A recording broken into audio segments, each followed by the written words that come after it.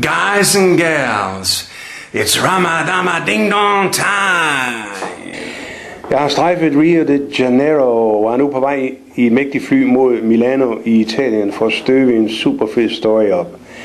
Jeg er en af de få mænd i det fly, der er stopfyldt med brasilianske mødre med et hav af babyer, der enten hænger ved mors bryst eller suger sjælfuldt af sutteflasken.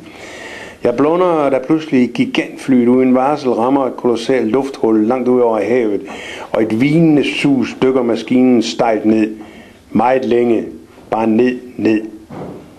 Men det er ikke det sugende vilde styrt, der vækker mig.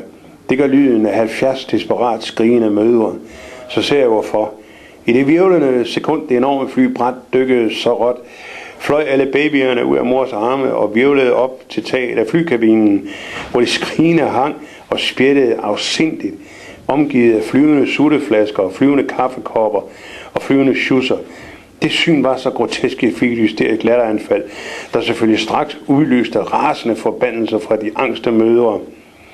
Men i samme splitsekund fanger maskinen ny luft, flader ud, glider elegant gennem luftrummet, mens de flyvende babyer et helt abnormt skue igen drætter tilbage i mors trygge arme, og var det første syn skørt, er det næste show ikke mindre absurd, og igen er jeg i latterkramper. Jeg har ikke mange venner, da vi lander i Milano.